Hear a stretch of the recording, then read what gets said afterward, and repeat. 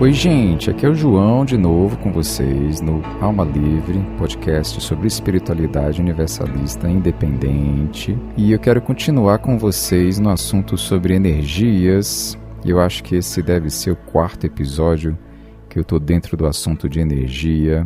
E dessa vez eu quero falar um pouco sobre o envio de energias, seja presencial, seja à distância. Quando eu falo de envio de energia, você pode interpretar como um passe espírita, um passe umbandista, uma sessão de reiki presencial, reiki à distância, jorei, qualquer coisa que a gente utilize para enviar energias de cura, de melhoras, de pacificação. Mas você pode considerar que a magia também é um tipo de energia enviada à distância, seja ela para o bem, seja ela para o mal. E aí eu vou começar por aqui. Aquela questão, por exemplo, da bruxaria, de que o que você envia de magia volta 3 vezes mais forte para você. Eu diria que não é só a questão de voltar mais forte para você, mas é que você já está sendo, primeiro, canal de transmissão, segundo, motor gerador daquela energia. E se você está fazendo isso com negatividade, com intenções antiéticas, que vai gerar problema ou desvio para alguém, por um lado você está plantando, você está cultivando algo que vai gerar uma colheita negativa lá na frente, né? Por outro lado, você já está vivenciando aquilo antes mesmo de mandar para outra pessoa.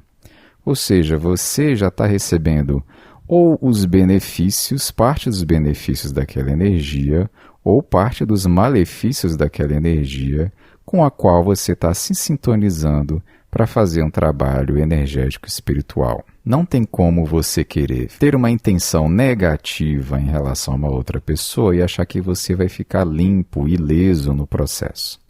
Não tem como você entrar na lama sem se sujar. Então, o mais ideal, por lógica, né, até por egoísmo, é eu desejar o bem, porque eu vou estar participando ali também da canalização de energia de bem. Então, até por egoísmo, o mais lógico é querer o bem das pessoas. Não tem muita fuga disso aí. É claro que a gente não vai tentar fazer isso com terceiras intenções de ter o ganho secundário, de que não, eu vou fazer isso porque eu vou ficar bem na fita aqui, né? Mas é só para dar uma ilustração aqui de que não faz sentido a gente ficar sintonizando com negatividade, usando artimanha para tentar derrubar outra pessoa. Porque se eu quero derrubar outra pessoa, eu preciso me jogar no chão primeiro em termos de energia. Então não faz muito sentido, né, nessa questão espiritual energética de tentar causar problema lá fora, que eu já vou ser o próprio problema ambulante, que vai cair um raio na minha cabeça, entre aspas, né? Vai chegar alguma coisa para mim, não porque voltou 3 vezes mais forte, mas porque eu estou sintonizado naquele padrão, no caso negativo. Mas vamos falar do positivo. Deixando o negativo, não vou passar o episódio inteiro falando de negativo aqui, né? Deixando um alerta aqui sobre a negatividade, vamos ver como é que funciona esse mecanismo de envio à energia. Primeiro de tudo, a gente precisa compreender que não existe distância para esse tipo de energia que a gente está falando. E eu vou falar um pouco de física quântica para a gente entender aqui. Quando eu falo de física quântica, eu não estou falando de viajada na maionese quântica, porque tem muita gente que pega alguma palavra espiritualista e coloca quântico ou quântica do lado e acha que falou muita coisa com aquilo, né? O que eu quero falar aqui é de experimentos da física quântica real, da matéria, da sociedade aqui encarnada, que já alcançou resultados materiais nesse sentido de efeitos à distância. E o que eu quero falar que existe na física quântica é um fenômeno chamado entrelaçamento quântico de partículas. Estou falando de matéria por enquanto, né? Matéria até entre aspas, porque quando a gente fala de física quântica, a gente está falando de partículas pequenas, muito pequenas, atômicas ou subatômicas, e o funcionamento da física dessas partículas. E quando a gente fala de entrelaçamento, entrelaçamento é quando faz esse experimento e que você pega duas dessas partículas e colocam elas juntas e fazem com que elas se comportem da mesma maneira, iguaizinhas, durante muito tempo, durante o experimento. Digamos, por exemplo, que eu vou fazer as duas girarem para a direita, eu vou fazer as duas girarem para a esquerda, eu vou aquecer as duas ao mesmo tempo, eu vou esfriar as duas ao mesmo tempo. E depois de um tempo desse entrelaçamento, dessa convivência dessas duas partículas juntinhas, grudadinhas ali, acontecendo tudo com elas ao mesmo tempo, tudo igual, eu vou pegar e vou separar essas duas partículas e a distância eu vou fazer o seguinte, isso na física quântica materialista ainda, a gente falando aqui da Terra, da sociedade normal, não espiritualista, né? Normal, não doido que nem a gente, né? Tô brincando, mas vamos lá. Da física que tem experimentos já feitos, comprovados. Ou seja, eu vou pegar essas duas partículas agora que já foram entrelaçadas, vou levar a distância, quilômetros de distância, e vou efetuar um movimento em uma delas. Por exemplo, eu vou fazer uma que ficou aqui, girar para a direita e imediatamente a outra que está entrelaçada, que está a quilômetros de distância, também começa a girar para a direita, sem explicação, entre aspas, né? A explicação é simplesmente essa, do desenvolvimento da qualidade do entrelaçamento quântico. Então, isso é o que já existe de experimento já feito e comprovado na física. Agora sim eu vou extrapolar, fazer uma conclusão que não é comprovadamente pela física, mas é um raciocínio lógico em cima desse experimento, né? Tem dois raciocínios lógicos que eu posso fazer para fazer uma comparação aqui, para explicar mais ou menos o que acontece quando a gente envia energias à distância. Como as pessoas são endereços energéticos que a gente consegue alcançar elas imediatamente quando a gente está pensando, mandando emoção e energia à distância. Eu vou falar dessas duas situações de baixo para cima, entre aspas, ou seja, a gente está indo do pequeno para o grande. A gente estava no subatômico, eu vou falar agora da humanidade aqui, depois eu vou falar da galáxia, do universo. Em termos de humanidade, é fácil identificar esse tipo de comunicação energética, principalmente entre mães e filhos. Aquela situação quando existe um relacionamento saudável, quando existe um relacionamento continuado ao longo da vida da mãe e desses filhos, em que há uma comunicação saudável, ocorre ali muitas vezes a situação da mãe saber o que aconteceu com o filho a quilômetros de distância também. Em outro país, às vezes, aconteceu uma situação diferente, inusitada, ninguém falou nada para essa mãe, a mãe já sabe que aconteceu alguma coisa, chegou a energia para ela ali. Isso também acontece entre outros familiares, né? Entre outras pessoas que conviveram muito tempo juntas e têm um link afetivo, emocional, energético já estabelecido. E aí, às vezes, à distância, existe uma comunicação facilitada entre essas pessoas. E aí, o que eu estou propondo aqui? Por que eu falei inicialmente da mãe com o filho? Porque é onde, literalmente, houve um entrelaçamento dos corpos, né? Da gente crescendo ali na barriga da mãe, misturado ali as células e tudo junto durante 9 meses e depois ainda sendo carregado para ser amamentado num contato super íntimo com essa mãe, a gente pode desenvolver esse tipo de conexão que eu estou chamando aqui, comparando com esse entrelaçamento quântico, que aí depois mesmo à distância, e aí por isso que eu falei, tendo ainda sido estabelecida uma relação saudável, porque às vezes há um rompimento, né? Há um partir dessa relação que não se mantém esse vínculo, então não se cria mais essa comunicação energética tão facilitada assim. Mas que isso aí também seria uma possível explicação, né, de pessoas que convivem juntas, depois conseguirem saberem mais ou menos ali, sentirem o que está acontecendo energeticamente, da outra pessoa que está em comunicação com você, mandando algum pensamento, algum sentimento à distância, e você está recebendo aquilo. Não sei se vocês perceberam que eu estou falando aqui várias vezes de pensamento, sentimento, quando eu falo de energia. O pessoal da Conscienciologia até transformou isso num trinômio, pensene, porque não existe pensamento sem sentimento e sem energia. Então os três estão geralmente juntos, andando juntos. Quando a gente faz um desses, a gente está fazendo os outros dois também. Quando a gente está mandando energia, a gente tem algum pensamento, alguma intenção, e junto tem alguma sensação, sentimento, emoção, que vai sendo enviado junto daquela energia.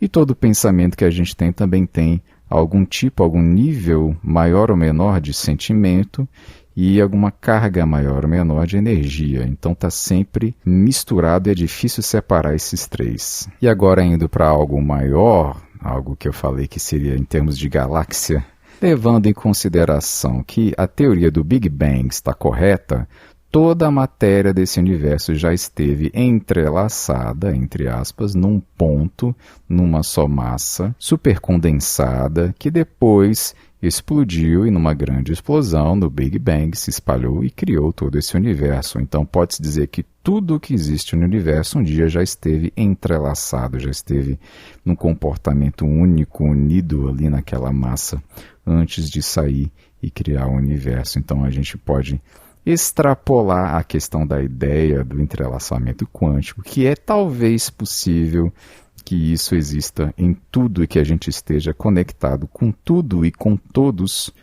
né? Que exista lá no fundo uma possibilidade de ponte energética por causa desse entrelaçamento quântico. Tendo dito isto, numa tentativa de explicar por que existe talvez um mapa, né? Um canal de envio de energia à distância, a gente pode falar um pouco sobre esse mecanismo que eu estava começando a explicar agora, que é o de colocar pensamento e sentimento na hora de enviar energia, ou perceber mesmo chegando em você, né? Você se aproxima de uma pessoa. Hoje mesmo eu fui para a academia e eu me aproximei de uma pessoa e eu percebi o que as pessoas chamam de aura dela, né? E eu não tenho visão, eu não tenho uma percepção visual através dos olhos para enxergar cores de aura, mas eu percebo um sentimento, um padrão de emoção daquela pessoa, muitas vezes. Não é sempre que eu sinto, né? Quanto mais forte, mais pesado, mais elevado, mais fora do padrão, mais fora da onde eu estou, mais fácil de sentir. E aí eu senti que existia uma carga ali do lado, mais ou menos ao redor daquela pessoa, que eu não consegui discernir muito bem se era positivo ou negativo, mas parecia que tinha uma mistura, sabe? É como se você começasse a sentir mais ou menos a intimidade da pessoa em termos de sentimento, como se tivesse um lado de conflito pessoal misturado com bem-estar de estar ali na academia. É como se fosse uma personalidade que ela é combativa, porém ao mesmo tempo naquele momento ela não estava combativa, ela estava simplesmente curtindo ali a malhação. Então é uma percepção dessas nuances psicológicas, até emocionais das pessoas, né? Que aí a gente chama de energia. Então a gente está sempre criando esse campo magnético energético ao nosso redor, que é de pensamento, sentimento e energia. Então quando a gente vai para a ideia de transmitir energias positivas para as pessoas, né?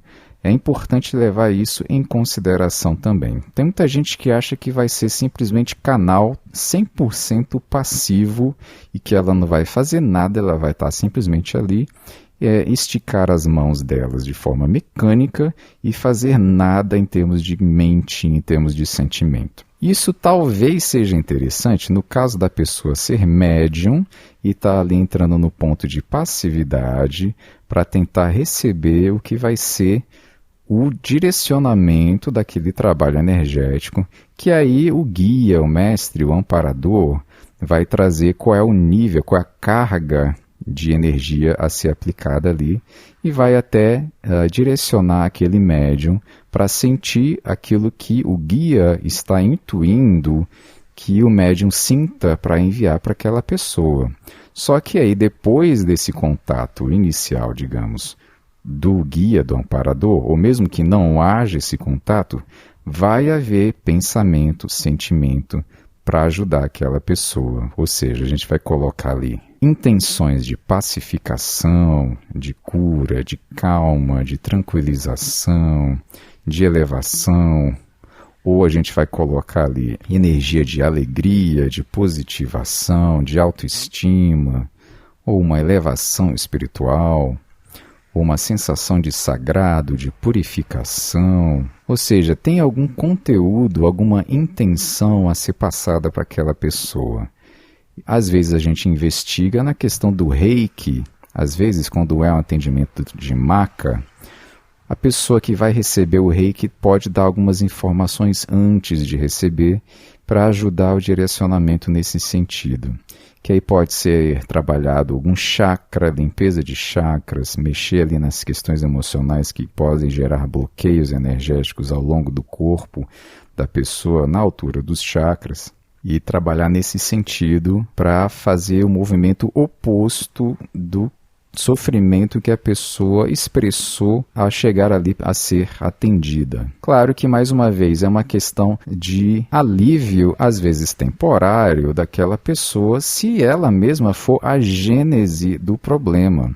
Porque eu estou jogando ali uma energia de limpeza de fora para aquela pessoa, mas se dentro dela mesma ela está gerando uma sensação de pesar, ela não consegue abrir mão de alguma ideia fixa, de uma negatividade que vai continuar produzindo a energia negativa nela mesma, essa limpeza vai ser muito rápida, paliativa, temporária, ou não vai nem mesmo acontecer, né? Então a gente entra numa outra questão aqui que é importante, que em termos de trabalho energético, de cura principalmente, aquele princípio de que ninguém cura ninguém é muito mais forte em termos de energia, porque em termos de energia, se eu não mexer dentro no meu padrão, se eu não tentar me compreender, o meu funcionamento, os meus pensamentos, como que está esse pano de fundo do meu psiquismo criando o meu campo energético, não vai ter ajuda que chegue, porque dentro de mim o maior poder é meu, eu tenho meu livre-arbítrio e ninguém vai conseguir mexer nisso, né?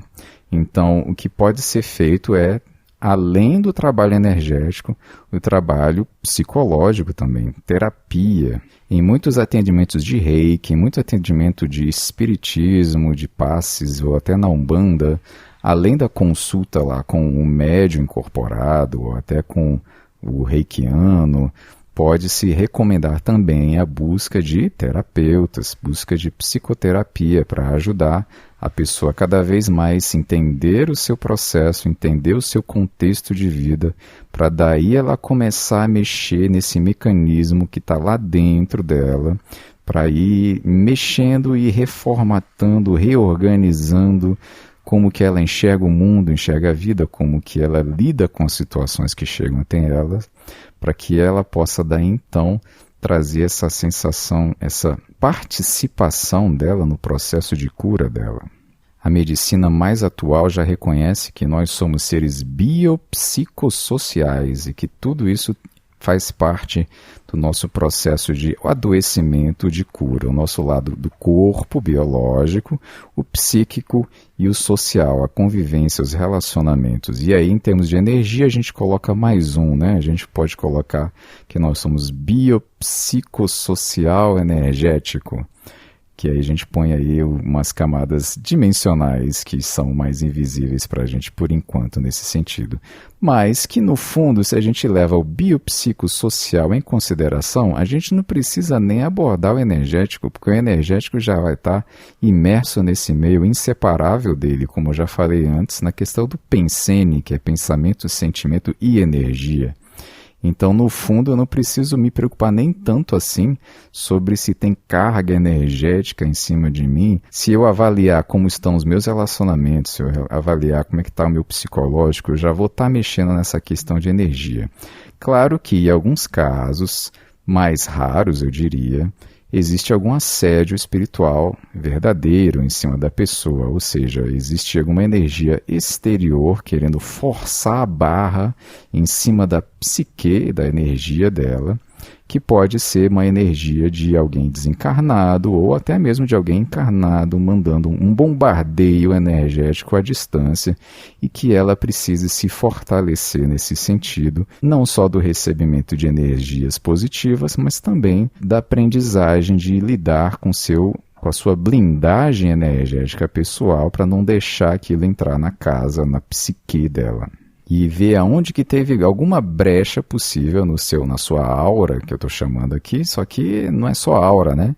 A brecha está no nosso comportamento, no nosso pensamento, no sentimento que a gente teve em relação a alguma coisa, ou que é recorrente, que é um hábito nosso, que por isso que é uma brecha, é uma porta de fundo que está passando ali alguma coisa, e que eu posso começar a mexer, me conhecendo cada vez mais, para não permitir que eu tenha ali uma invasão de uma praga que está entrando sem que eu perceba. Então, lembrando que sempre tem essa questão do pensamento e do sentimento. Eu diria que o sentimento, a emoção, é o gás principal ali da força daquele envio de energia. Eu sinto que quando você manda energia para alguém, se não tem um sentimento elevado, aquela energia não tem gasolina, não tem aquela força. Então, quanto mais a gente conseguir se sintonizar num bem-estar elevado, melhor vai ser a carga energética enviada para ajudar quem quer que a gente queira ajudar, e a gente também vai estar se melhorando nesse processo, nesse contato com dimensões mais elevadas, com amparadores e com guias e com mestres. Eu acho que essa foi uma boa introdução à questão energética para vocês aqui nesse episódio. Eu deixo um abraço para vocês e até a próxima.